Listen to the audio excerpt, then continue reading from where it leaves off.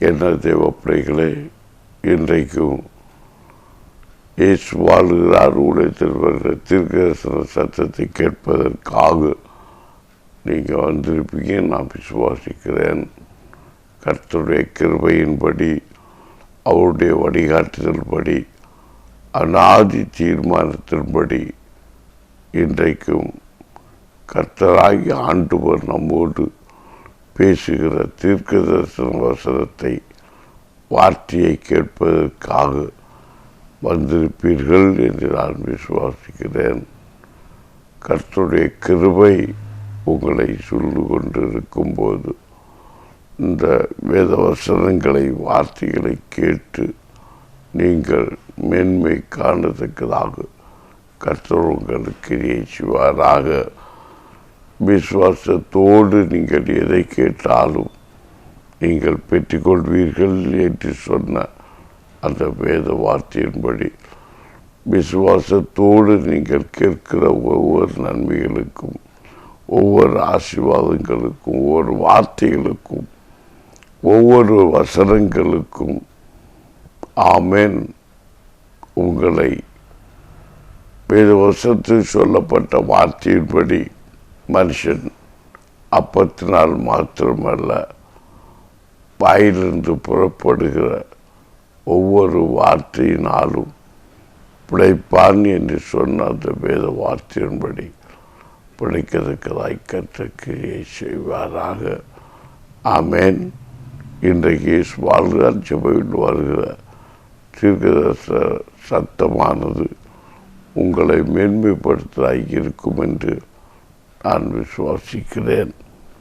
அல்லேலூயா, அல்லேலூயா, அல்லேலூயா.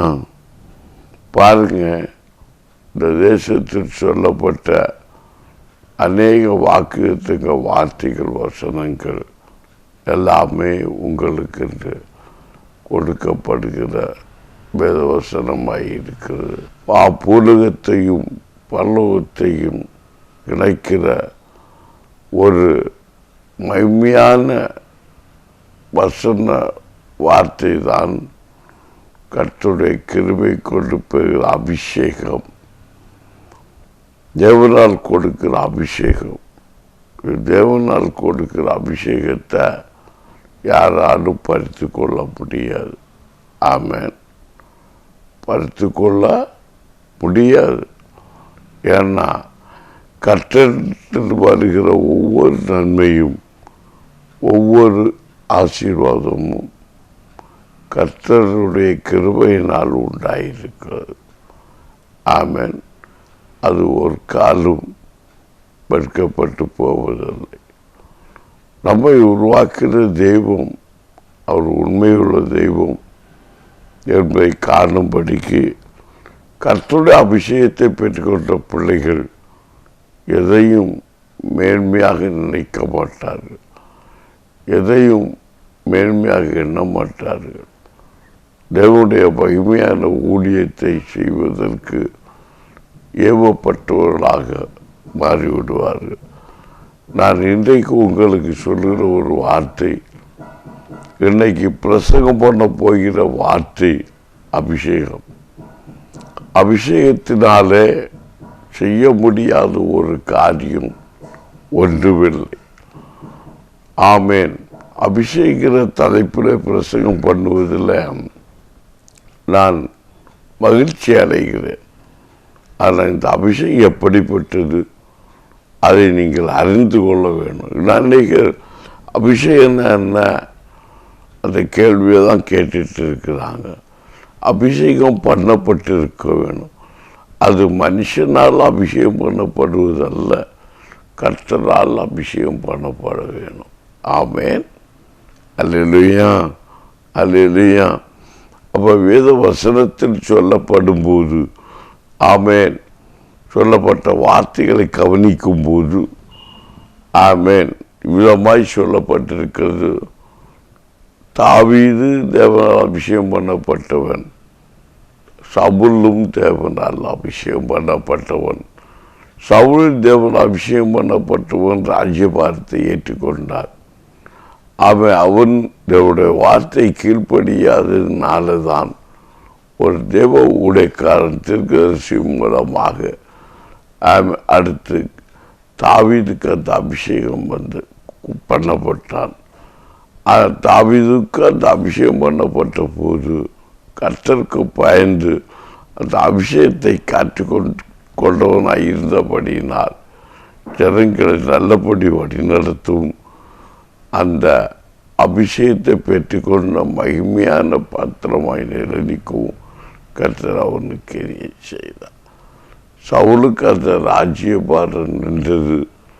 ஆமேன். தாவீதோ அந்த ஆமேன் ராஜ்யபாரம் அவருக்கு கொடுக்கப்பட்ட போது அது நிலைத்து நிற்க அந்த அபிஷேகம் உதவிட்டு, அபிஷேகம் பண்ணப்பட்ட பிள்ளைகள் என்றால் வல்லமை, கர்த்தருடைய வல்லமையை பெற்ற பிள்ளைகள். கர்த்தருடைய வல்லமை எப்படிப்பட்ட சகலத்தையும் ஜெயிக்க வல்லமை உள்ளது. என்னுடைய வாழ்க்கையில் முதலாவதாக நான் பிசாசினால் ஜெயிக்கப்படும்படிக்கு அநேக பரீட்சைகள் எனக்கு கொடுக்கப்பட்ட நாட்கள் உண்டு. எல்லா பரீட்சையிலும் நான் ஜெயித்து உண்மை என்பதை நான் அறிந்து கொள்கிறேன் இந்த நாளில்.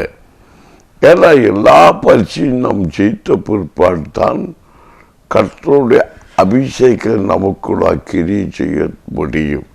தொடங்கும் தாழ்மை, பொறுமை, அன்பு, ஆமேன், இதெல்லாம் நம்ம காண முடியும். குறிப்பாக அபிஷேகம் பண்ணப்பட்ட பிள்ளைகளிடத்தில் 9 விதமான கனியும் அவங்களுக்கு பூரணப்பட்டிருக்கும். ஆமேன். இவர் நல்லா புரிஞ்சுக்கிடுங்க. கர்த்தர் அபிஷேகம் என்பது அநேகர் சொல்லுவாங்க, பரிசுத்த ஆவியின் அபிஷேகத்தை பெற்றுக்கொள்ள வேண்டும் என்று தேவ வேலைக்கார பிள்ளைகள், ஊழியக்காரர்கள் ஆமேன் சொல்வது வழக்கம். அதை நான் உங்களுக்கு சொல்லுகிறது. அப்போஸ்தலனாகிய பவுல் 1ஆம் அதிகாரம் 8ஆம் வசனத்தில் சொல்லப்பட்ட வசனத்தை ஆமேன் ஆமேன் மேற்கோள் காட்டி நான் உங்களுக்கு பேசுகிற வார்த்தைகளை உங்களுக்கு கொடுக்க போகிறேன். பரிசுத்த ஆவி உங்களிடத்தில் வரும்போது நீங்கள் பலனடைந்து எருசலேமிலும் யூதேயா முழுவதிலும் சமாரியாவிலும் பூமியின் கடைசி பரியந்தமும் எனக்கு சாட்சிகளாய் இருப்பீர்கள். அபிஷேகம் நமக்குள்ள வரும்போது நாம் சகல ஜாதிகள் மத்தியில் சாட்சிகளாக இருப்போம். உத்தம சாட்சிகளை வாழ்வோம். அநேக சாட்சிகளை உருவாக்குவோம். அநேக சாட்சிகளை எழுப்புவோம். சாட்சியுள்ள ஜீவத்துக்கு அநேக வழிநடத்தி சொல்வோம். சுயத்துக்காக, சுயபோகத்திற்காக, தேவன் ஆமை நமக்கு பிரியமான நன்மையை ஆசீர்வாதத்தை பெற்றுக்கொள்வதற்காக என்றைக்கு நாம் ஒப்பு கொடுப்பதில்லை. அல்லேலூயா, அல்லேலூயா. சத்தமாக ஒரு அல்லை சொல்லுங்களேன், உற்சாகமாக ஒரு அல்லை சொல்லுங்களேன். ஏன்னா அந்த அபிஷேகம் நமக்கு சகலத்தையும் தாக்கக்கூடிய கிருபை கொடுக்கும். அபிஷேகம் ஒரு அன்புன்னு வச்சுக்கலாம். தேவ அபிஷேகம் பண்ணப்பட்ட அன்பு இருக்கும். அன்பு சகலத்தையும் தாங்கக்கூடியது. சாட்சியான வாழ்க்கையை வெளிப்படுத்துவது, அதான் முதல் கற்பனை, அதான் முதல் ஆமேன் என சொல்வது முதல் ஒரு கற்பனையாக இருக்கிறது என்று வேதம் சொல்கிற உண்மை. முதல் அபிஷேகம். அவன் அநேகர் கேட்பாங்க, ஆவி ஆவி என்று சொல்கிறீங்களே, இந்த ஆவினால் உங்களுக்கு என்ன செய்ய முடியும்?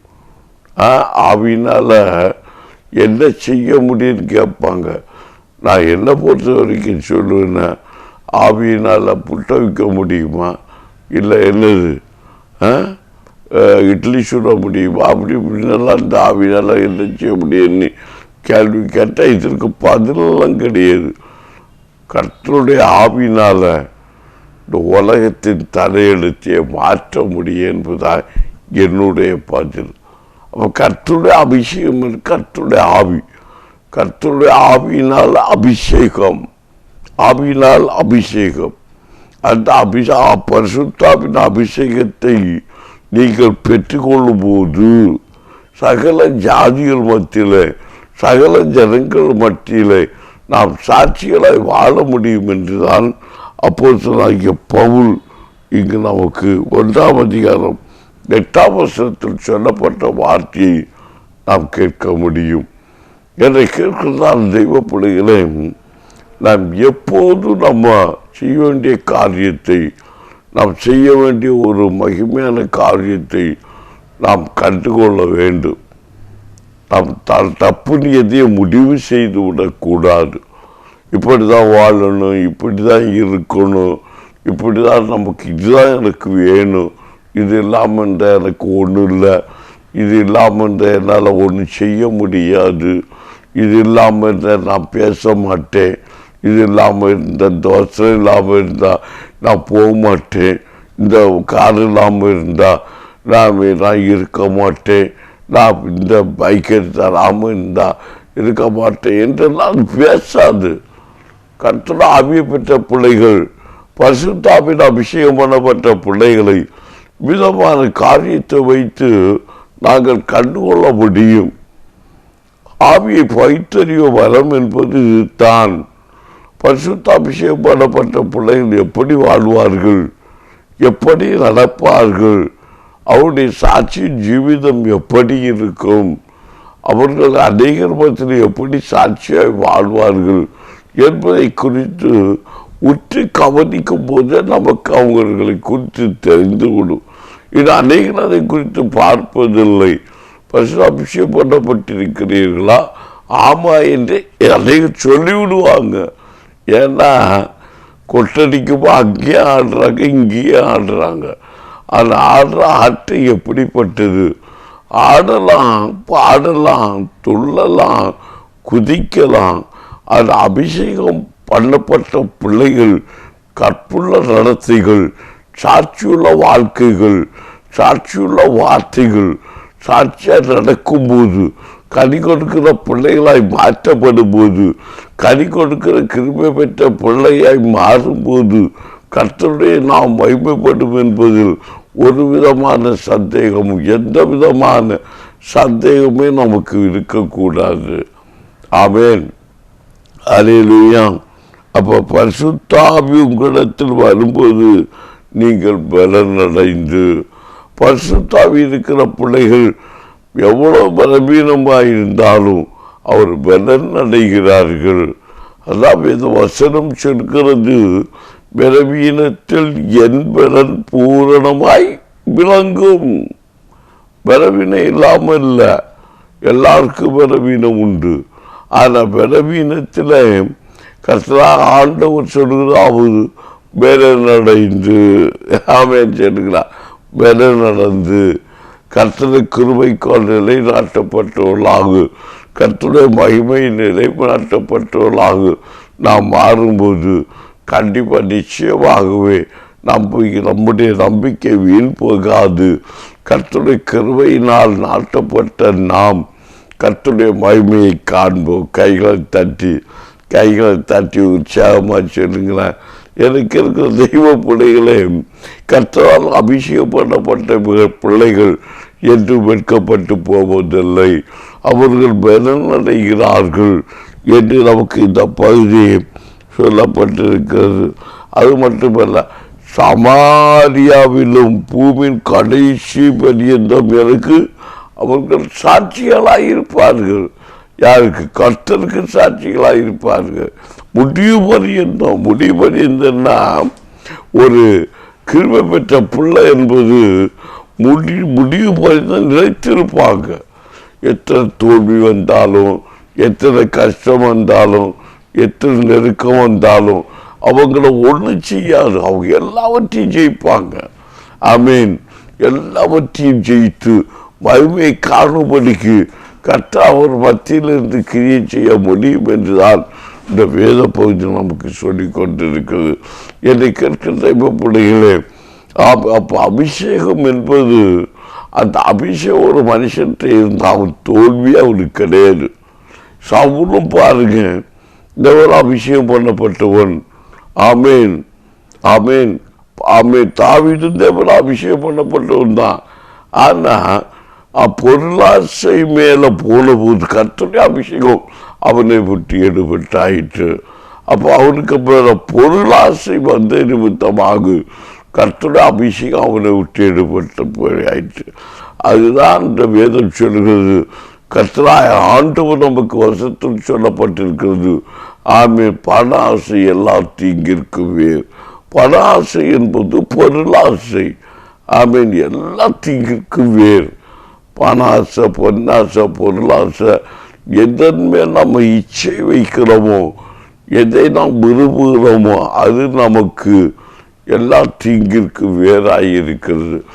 எதையும் மேன்மையாக எண்ணாதபடிக்கு, எதையும் எனக்கு இல்லாமல் என்றால் வாழ முடியாது என்று சொல்லாதபடிக்கு, கொடுக்கிற நன்மையிலே, கொடுக்கிற ஆசீர்வாதத்திலே, கொடுக்கிற நன்மையில் சந்தோஷமாக இருக்க நம்மை கற்றுக்கொள்ளும் போது எல்லாவற்றையும் மேன்மை காண முடியும். ஆனால் சவுலுங்கிற தெய்வ மனுஷன் கர்த்தரால் அபிஷேகம் பண்ணப்பட்டவராய் இருந்த போதும் அவர் ஆண்டவராகிய கர்த்தர் சொன்னார், அது உனக்கு எதிராக இருக்கிற சேனைகளை முறியடித்து அவர் அதில் இருக்கிற எல்லா பொருள்களையும் எல்லா ஆசீர்வாதத்தை நீ எடுத்து சாம்பலாக்கி போடு, அர்த்தமாக்கி போடு என்று சொன்ன மாத்திரத்தில் அந்த வார்த்தையை அவன் கீழ்ப்படியாதவனாக அங்கிருந்த மேன்மையான ஆசீர்வாதத்தை கண்டு அதன் மேல் அவனுக்கு நாட்டம் உண்டானவனாக அந்த பொருள் மேல் ஆசை கொண்டவனாக அவர் அங்கு இருந்த மெயின் தலையத்தில் உள்ள அனைத்து ஆசீர்வாதத்தை உள்ள பொருளை அவன் தனதாக்கி கொள்ள மறந்துள்ளவனாய் இருந்து அவன் அதை தனக்காக கொண்டு வந்தபடியினாலே கர்த்தருடைய வார்த்தை கீழ்ப்படியாத நிமித்தம், கர்த்தருடைய வசனத்தை கீழ்ப்படியாத நிமித்தம் அவனிடத்தில் கொடுக்கப்பட்ட அபிஷேகம் அவனை பற்றி எடுபட்டாயிற்று. என்னை கேட்க தெய்வ பிள்ளைகளே, இந்த வசனத்தின்படி கேட்டு அபிஷேகம் கேட்டுக்கொண்ட தெய்வ பிள்ளைகளே, நீங்கள் நன்றாக கவனிக்க வேண்டும். கர்த்தர் உங்களுக்கு கொடுக்கப்பட்ட வார்த்தையை, கர்த்தர் உங்களுக்கு பட்ட அபிஷேகத்தை இழக்காதபடிக்கு நீங்கள் காத்துக்கொள்ள வேண்டும் என்றால் நீங்கள் உண்மையிலே செய்ய வேண்டிய காரியம், இந்த உலகத்துக்கு உங்களுக்கு கொடுக்கப்பட்ட நன்மையை, உங்களுக்கு கொடுக்கப்பட்ட ஆசீர்வாதத்தை கர்த்தர் கொடுத்தது என்று சொல்லி நல்லதோ கெட்டதோ அதை புசித்து குடித்து அதில் பானம் பண்ணி ஜீவனம் பண்ணும்போது கர்த்தர் கொடுத்த அபிஷேகத்தை காத்துக்கொள்வீர்கள். காத்துக்கொள்கிற நிமித்தமாக கொஞ்சத்தில் உண்மையுள்ளவன் அநேகத்தில் மேல் அதிபதியாக்கப்படுவான் என்று சொல்றது வேத வார்த்தையின்படி அநேகத்தின் மேல் அதிகாரியாக கர்த்தரால் உங்களுக்கு மேன்மை உண்டாகும். அல்லேலூயா. அந்த சவுலுங்கிற தெய்வ மனுஷன் அவர் அவரை தெரித்து கொள்ளவில்லை. அவருக்கு அந்த பொருள் மேல கண்ணு போய்விட்டது. ஆகவே அவன் என்ன செய்தான், கொண்டு வந்து தரதாக்கிக்குள்ள மனிதர்களாயிருந்தான். அவன் ஆண்டவருக்கு சொன்ன வார்த்தையை கேளாதபடியினாலே, வசனத்தை கேளாமல் போனபடியினாலே, ஆமேன், அவர் உடனேயே எந்த ஒரு தீர்க்க தரிசி மூலமாக அபிஷேகம் பண்ணப்பட்டாரோ அதே தீர்க்க தரிசி மூலமாக அவன் உணர்த்தப்பட்டவனானான். இது தேவனுடைய வார்த்தைக்கு பிரியமில்லாத வார்த்தை செய்தபடினாலே உம்முடைய ராஜ்யம் உம்மை விட்டு நீங்கிற்று என்று சொல்லி, ஆமேன் ஆமேன், அவன் சொன்ன போது அவன் இது என்ன செய்தீர் என்று கேட்டபோது அவன் என் தெய்வத்திற்கு பணியிடுவதற்காக அந்த பொருளை கொண்டு வந்து நான் சொன்ன நிமித்தமாக அவன் அன்று அவன் பொருளுக்கு அடிமைப்பட்டவன் ஆனவன் என்று சொல்லாமல் அதை கூட உணர்த்தின போது அதை குறித்து அவன் தவறென்று உணர்வு இல்லாதவனாய் மாறினபடினாலே அவனுடைய ராஜ்யபாரம் அவனை விட்டு எடுபட்டாயிற்று. உடனே அதை யாருக்கு கொடுக்கப்படுகிறது? அது தாவீதுக்கு கொடுக்கப்படுகிறது. நல்லா கவனிக்கணும். இந்த சவுலுக்கும் இந்த தாவீதுக்கும் என்ன ஒரு வித்தியாசம் என்கிற பார்க்கணும். பாருங்க, சவுல் அப்படி அந்த பொருள் மேலே கண்டுபிடிச்சு அவன் அபிஷேகம் நீங்கள் நின்றுச்சு. ஆமாம், அப்போ ராஜ்யபாரம் இப்போ யாருக்கு போகுது? தாவீதுக்கு போகுது. தாவீதுக்கு போனோன்னு தாவீது என்ன பண்றாரு? ஆமென். அவருக்கு இவருக்கு ஆளு கிடைக்குது. இவரை ஜெயிச்சு கோலியாத்தை ஜெயிச்சு இவர் அந்த அரச பதவியை எடுக்கிறாரு. ஆமென். அரச பதவியை எடுத்த போது யாரை ஜெயிக்கிறாரு? முதலாவதாக பிசாசை ஜெயிக்கிறாரு. கோலியாத்தை ஜெயிக்கிறாரு. கோலியாத்தை ஜெயிச்ச உடனே இவருக்கு ராஜ்யபாரம் கிடைக்குது. சவுல் மூலமே ராஜ்யபாரத்தை யாருக்கு கொடுக்கிறாரு? தாவீது கொடுக்கிறார். அந்த தாவீது கொடுத்ததுனால என்ன உங்களுக்கு தெரியும், கோலியாத்தை ஜெயிக்கிறவர்களுக்கு ராஜ்யபாரம் போய் சேரும் என்று அவர் வாயினாலே சொல்லிட்டார். அப்போ ராஜ்யபாரத்தை தாவீது, தேவன் அபிஷேகம் பண்ணப்பட்ட மனுஷன் தாவீது பெற்றுக்கொள்கிறார். தாவீது பெற்றுக்கொண்டு அவரும் இந்த தேசத்தை நல்லபடி ஆட்சி செய்து கொண்டிருக்கிறார். ஆனால் அவருக்கும் போராட்டம் வந்தது, வேதனை வந்தது, கலக்கம் வந்தது, நிந்தனை வந்தது, பயங்கரமான பிரச்சனை சவுல் மூலமாய் வந்தது. ஆனால் அவர் சோர்ந்து போகவில்லை, எல்லாவற்றையும் ஜெயித்தார். எப்படி ஜெயித்தார் பாருங்க. அவர் தேவனால் அபிஷேகம் பண்ணப்பட்ட சவுல், உண்மை, அதை தாவீது அறிந்திருந்தார்.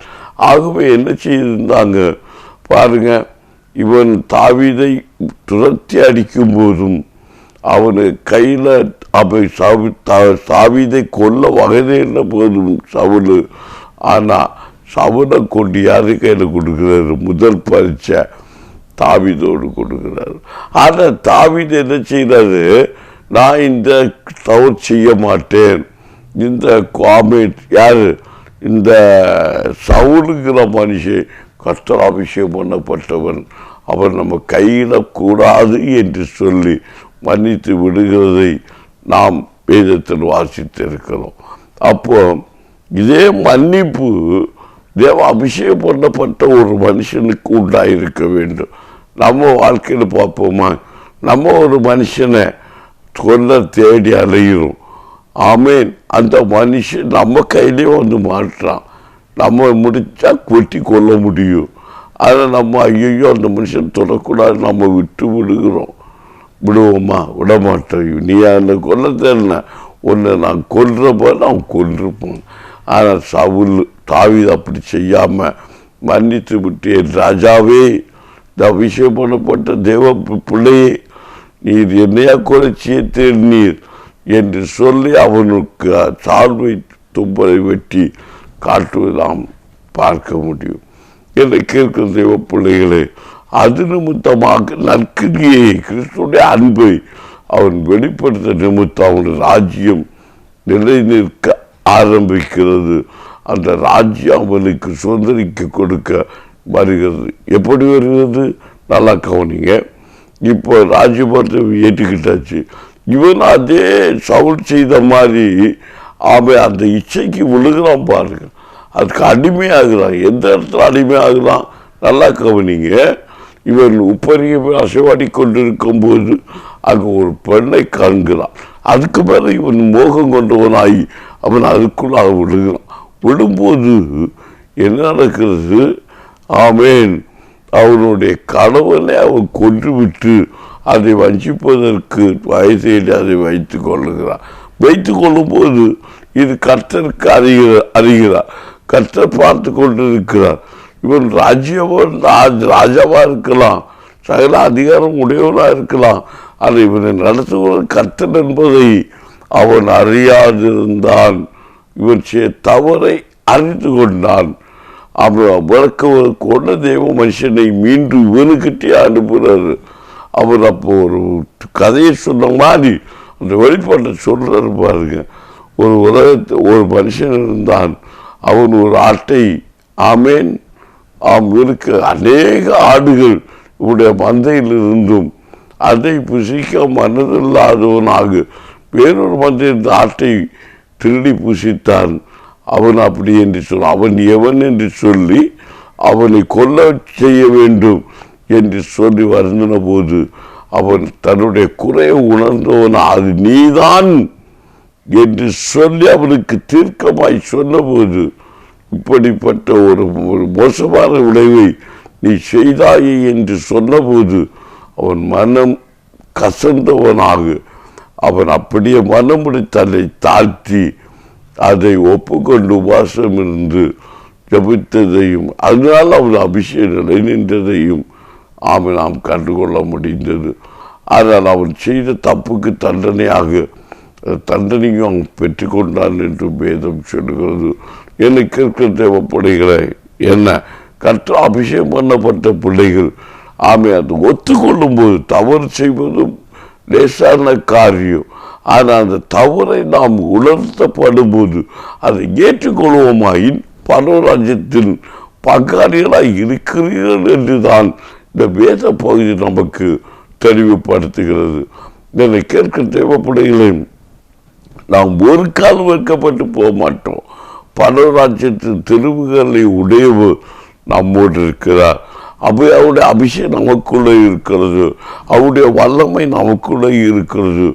எந்த கிரியை வந்தாலும், எந்த போராட்டம் வந்தாலும், எந்த உபத்திரம் வந்தாலும், எந்த நிந்தனை வந்தாலும், எந்த அவமானம் வந்தாலும், எந்த தூஷணம் வந்தாலும் என்னால் ஜெயிக்க முடியும் என்று சொல்லி நாம் தேவனை மகிமைப்படுத்தும் போது பலத்தினாலும் அல்ல, பராக்கிரமத்தினாலும் அல்ல, தேவனுடைய ஆவியால் எல்லாம் ஆகும் என்று சொன்ன அந்த வேத வார்த்தையின்படி எல்லாம் பார்க்கத்தக்கதாய் கற்றுக்கிறிய செய்வார். கைகளை தட்டி தேவனை மகிமைப்படுத்துகிறார்.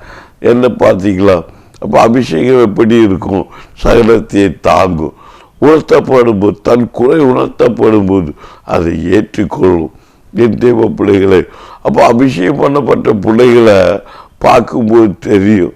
சில துள்ளினோன்னு அபிஷேகம் பண்ணப்பட்டன்னு சொல்லிக்கிட முடியாது. அந்நிய பாஷை பேசணுன்னு இதெல்லாம் அபிஷேகம் பண்ணப்பட்ட பிள்ளைகள் சாட்சியான ஜீவிதம் தான் அபிஷேகம் பண்ணப்பட்ட பிள்ளைகளுடைய வாழ்வு. அவர் சகல ஜாதி மத்தியிலும் சாட்சிகளாக இருப்பீர்கள் என்று தான் இந்த வேதவசனம் நமக்கு சொல்லுகிறது. அப்போ ஒரு மனுஷனுடைய வாழ்க்கையில் தேவ அபிஷேகம் பண்ணப்பட்ட பிள்ளைகள் சாட்சியாய் வாழ்வார்கள் என்று தான் இந்த வேதவசனத்தின் வார்த்தை. ஆமீன். என்ன தேவ பிள்ளைகளை இன்றைக்கு நேரம் நமக்கு முடிய போயிடுது. நாளைய தினத்தில் இந்த வசனத்தோடு அநேக சத்தியங்களை விளக்கங்களை நான் உங்களுக்கு சொல்லி ஆறுதல் படுத்த போகிறேன். நாம் உண்மையை ஒத்துக்கொள்ள கற்றுக்கொள்ளணும். கற்று நம்மை ஆசீர்வாதமாய் மாற்றுவார். ஜெபிப்போமா? ஜெபிப்போம். நன்றி பரலோக தகப்பனே, நீர் அநேக காரியங்களை அபிஷேகத்தை குறித்து நீர் பேச போகிறதுக்காய் சோத்திரம். இந்த அபிஷேகங்கள் தலைப்பில் இந்த பிரசங்கத்தை கேட்கிற பிள்ளைகள் ரட்சிப்படைய வேண்டும். அப்பா, பொருளினாலோ ரட்சிப்பை பெற்றுக்கொள்ள முடியாது. எந்த பணத்தை கொடுத்து ரட்சிப்பை பெற்றுக்கொள்ள முடியாது. உம்முடைய இரத்தத்தை கிரயமாய் கொடுத்து, பாடுகளை கஷ்டங்களை கிரயமாய் கொடுத்து ரட்சிப்பை பெற்றுக்கொள்ள வேண்டும் என்று வேதம் சொல்லுகிறது. எங்கள் வல்லமை, உம்முடைய வல்லமையை, உம்முடைய ஆவியை பெற்றுக்கொண்ட பிள்ளைகள் உலகத்தை ஜெயிப்பார்கள் என்று சொன்ன வார்த்தையின்படி இந்த வியாதியை ஜெயிப்பார்கள், மந்திரவாதத்தை ஜெயிப்பார்கள், வெள்ளி சூன்யத்தை ஜெயிப்பார்கள் சொன்ன வார்த்தையின்படி இப்போது ஜெயிக்கும். நாங்கள் ஜெபிக்கும் போது அற்புதத்தை பெற்றுக்கொள்ளத்தக்கதாக கர்த்தர் கிரியை செய்வீராக. இயேசுவின் நாமத்தில் கட்டளை கொடுக்கிறேன். அற்புதம் நடக்கட்டும். மந்திர கிரியைகள், எல்லா வியாதி கட்டுகள், எல்லா பலவீனத்தை கட்டுகள், எல்லா போராட்ட சக்திகள், எல்லா போராட்ட கிரியைகள், எல்லா அந்நிய வல்லமை நுகங்கள் உடைக்கப்படும்படிக்காக அப்போ நீருக்கு செய்வீராக. ஆட்டுக்குட்டியாருடைய இரத்தம் தரிக்கப்பட்டிருக்கிறதை காண்கிறேன். நம்முடைய அந்த அபிஷேகம் பண்ணப்பட்ட பிள்ளைகள் மேல் ஆட்டுக்குட்டியார் இரத்தம் உத்தரிக்கப்பட்டிருக்கிறதை காண்கிறேன். ரைட் நவ் இப்போதே அற்புதம் நடக்கட்டும். இப்போதே விடுதலை உண்டாகட்டும். இப்போதே சமாதானம் உண்டாகட்டும். இப்போது சந்தோஷம் உண்டாகட்டும். கர்த்தருடைய மகிமை எங்கள் பிள்ளைகள் மத்தியில் வெளிப்படுவதாக. இயேசுவே, பரலோகத்தின் திறவுகோலை எங்கள் பிள்ளைகளுக்கு கொடுப்பீராக. எல்லா கிரியைகளையும் பிள்ளைகள் நன்மையை பெற விடாதபடிக்கு போராடி கொண்டிருக்கிற தீய சக்திகள் அனைத்தையும், எல்லா தீய சக்திகளை கிரியைகளையும் என் பிள்ளைகள் பெற்று மென்மையாக இருக்கத்தக்கதாக அப்படி இறக்கம் செய்வீராக. வானத்தின் பலகணிகளை திறந்து ஆண்டு நன்மைகளை கொடுப்பீராக, ஆசீர்வாதத்தை கொடுப்பீராக, சமாதானத்தை கொடுப்பீராக, சந்தோஷத்தை கொடுப்பீராக, வளர்ச்சியை கொடுப்பீராக. இந்த அறுவடையின் ஆண்டில் உம்முடைய மகத்துவத்தை கண்டுகொள்ளத்தக்கதாக அப்படி இறக்க செய்வீராக. இயேசுவின் நாமத்தில் கற்று கொடுக்கிறேன். பலத்தினாலும் அல்ல, பராக்கிரமத்தினாலும் அல்ல, தேவ ஆவியினால் எல்லாமாகும் என்று சொன்ன வேத வார்த்தையின்படி எல்லாம் ஆகத்தக்கதாக கர்த்தர் கிரியை செய்வீராக. இயேசுவின் நாமத்தில் தடைகளை உடைக்கிறேன். இயேசுவின் நாமத்தில் கட்டிகளை உடைக்கிறேன். இயேசுவின் நாமத்தில் கண்ணிகளை தெறிக்க பண்ணுகிறேன். அந்த கால இருளின் ஆதிக்கங்கள், வானமண்டத்தில் பொல்லாத ஆவியின் சேனைகள் இயேசுவின் நாமத்தில் சேர்ந்து போய் என்று கற்றுக்கிற மற்றும் சொல்லுகிறோம். இயேசுவின் நாமத்தில் நல்ல பிதாவே, ஆமேன், ஆமேன், ஆமேன். தேங்க்யூ. எனது பிள்ளைகளை, இன்றைக்கு வசனத்தை கேட்டீங்க, அபிஷேகங்கிற தலைப்பில் செய்தியை கேட்டீங்க. கர்த்தர் அபிஷேகம் பண்ணப்பட்ட பிள்ளைகள் எப்படி இருப்பாங்கன்னு பார்த்தோம். இந்நாளைய தினத்திலும் பார்ப்போம். தொடர்ந்து செய்தியை பாருங்கள். கர்த்தர் கிரியை செய்வாராக. ஆமென்.